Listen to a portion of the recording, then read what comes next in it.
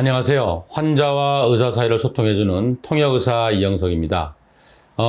이번 시간에는 그 항암 치료를 하고 계시는 대부분의 환우들이 경험하고 있는 큰 문제죠. 뭐냐면 항암제 부작용에 의한 그 손발 저림 현상, 손발 통증 현상. 이거를 우리가 CINP, Chemotherapy Induced Peripheral Neuropathy, 즉 항암제에 의한 말초신경 손상이라고 하는데요. 여기에 대해서 말씀드리겠습니다.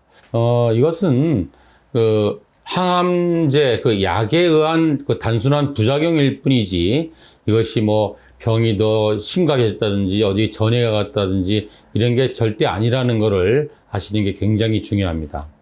그런데 이것을 그렇게 생각하지 않고 본인의 어떤 증상이 점점 나빠지는구나, 암이 점점 커지는구나, 이렇게 생각을 하시면 절대 안 됩니다. 그래서 막 마음이 무너지는 경우도 상당히 많죠. 마음이 무너지면 몸은 금방 무너진다고 말씀드렸잖아요. 그리고 이제 여러 가지 연구 통계를 보면은 항암 치료를 하시는 분들 중에서 한 40% 가까이 이러한 그 증상 때문에 힘들어 하신다고 되어 있는데, 저희 병원의 예를 보면은 저는 40%보다 훨씬 많은 것 같아요. 항암 치료하시는 분의 거의 대부분이 이 말초신경병증 때문에 고통스러워 하시는 것 같습니다.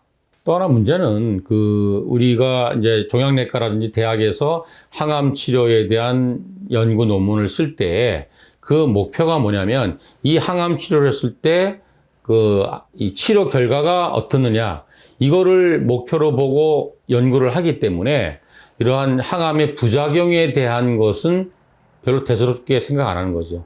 따라서 이 부작용에 대해서 잘 밝혀진 게 없어요. 그 원인이라든지 그 기전이 잘 밝혀지지 않았기 때문에 치료 방법 또한 별로 없습니다. 그래서 아시겠지만 이것 때문에 대학에서 약을 처방받는 게 한 2가지 정도 되는데 이거 별로 도움이 안 됩니다. 암 환자분들 운동 많이 하라 그러잖아요. 그래서 이제 막 나가서 좀 걷기도 하고 뭐 산도 타고 이렇게 해야 되는데 이게 이제 막 다리에 힘이 빠지고 균형을 잘 못 잡고, 그러니까 이게 넘어질 수가 있어요. 그래서 이게 만약에 넘어졌다, 그래서 만약에 골절이 됐다, 그러면 이거는 정말 보통 문제가 아닙니다. 우리 병원도 그런 정말 많아요.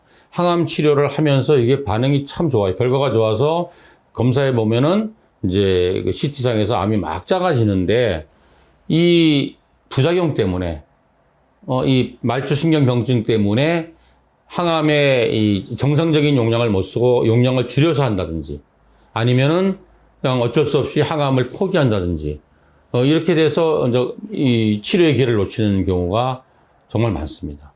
그래서 제가 말씀드리려고 하는 것은, 첫 번째, 이 증상은 그 어떤 병이 악화돼서 오는 희망이 없는 증상이 아니라 이 치료제에 의한 어쩔 수 없는 합병증이다. 두 번째, 이게 이 어떤 약물로 의해 가지고 대학병원에서 처방해주는 약물에 의해서 증상이 크게 감소되지 않는다. 이걸 아는 것도 굉장히 중요합니다. 그래서 세 번째, 그렇다면 이거를 내가 어떻게 하면은 항암을 뭐 좀 오래 해야 되는데, 내가 어떻게 하면 이 합병증을 조금 완화시킬 수 있게 예방을 하고 치료할 수 있는 방법이 없을까?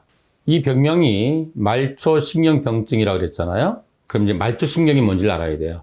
우리가 이제 중추신경 그러면 뇌하고 척수신경이죠. 그럼 뇌하고 척수신경에서 어떤 명령을 내리면 근육이 움직이거나 내장이 움직이거나 피부에 감각이 전해지는 거죠. 그러면 이 뇌나 척수에서 근육이나 피부까지 연결되어 있는 전기선이 이게 말초신경이에요.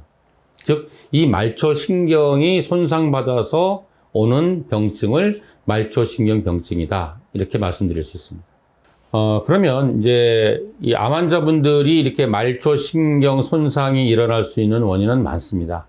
가장 많은 게 치료 과정에서 어쩔 수 없이 오는 이제 부작용 합병증이죠. 뭐 수술이나 방사선이나 뭐 항암 치료나 이런 거에 의해서 말초신경이 손상을 받아서 오는 경우가 제일 많고, 이번 시간에 말씀드릴 게 그 부분이고, 그거 말고도 또 뭐 이게 암 자체가, 종양 자체가 커져가지고 그게 말초신경을 눌러서 그래서 말초신경 어떤 병증이 나타나는 경우도 있습니다. 또 어떤 경우는 이제 잘 못 드시잖아요. 그러니까 영양결핍이 온다든지 또 영양결핍에 의해서 세포의 신진대사의 이상에 의해서 신경세포의 신경대사가 잘못돼서 이런 병증이, 신경병증이 올 수도 있습니다. 또 하나는 이제 항암 치료나 이런 투병을 해 가면서 점점 면역력이 떨어져 가면서 어떤 감염이 잘 될 수 있죠. 폐혈증에 간다든지. 그래서 이런 감염에 의해서 신경병 통증이 올 수 있습니다. 그 다음에는 파라네오플라스틱 신드롬이라고 해서 부종양증후군, 즉, 종양에서 나오는 어떠한 대사산물이나 어떤 면역 반응에 의해서 2차적으로 신경병증이 오는 경우도 있습니다. 그래서 이들의 원인을 감별할 필요가 있죠. 그래서 이 원인에 따라서 우리가 예방을 하거나 치료를 할 수가 있습니다. 이 말초신경병증에 의한 증상은 다양한데, 보여드리는 이 그림을 보시면 전형적으로 알 수 있습니다. 주로 손하고 발, 그리고 원위부부터 시작이 되는 것이고, 마치 사람이 장갑을 끼고 있거나 스타킹을 신은 것 같은 그런 부위의 증상이 나타나고, 간혹은 이제 복부 가운데에 나타나는 경우도 있습니다.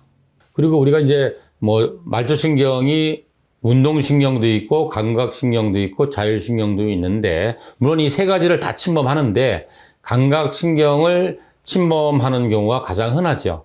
그리고 이제 여러 가지 약제들이 이런 증상을 야기할 수 있는데, 가장 이제 대표적인 것들이 전형적으로 우리가 옛날부터 쓰는 항암제 있죠. 왜? 프라티늄, 즉 백금 소재의 항암제들, 카보프라틴, 옥살리프라틴, 또 최근에 정말 많이 쓰는 탁솔 계통의 항암제, 또 빈카 알칼로이드 계통의 항암제, 또 일부의 표적 항암제에서 이런 말초 신경병증이 많이 나타나고 있습니다. 물론 그 약제에 따라서 나타나는 증상은 차이가 있고 그 강도나 지속 기간도 다 다른 건 사실입니다. 그렇지만 어떤 약을 쓰냐와 관계없이 항암제의 용량을 높여서 쓰면은 그 증상이 더 빨리 세게 나타날 것이고, 또 한 번이 아니라 지속적으로 항암을 하게 되면 그 누적된 이 항암 부작용에 의해서 증상이 더 심하게 되는 것도 항암제의 종류와 관계없이 동일하게 나타납니다.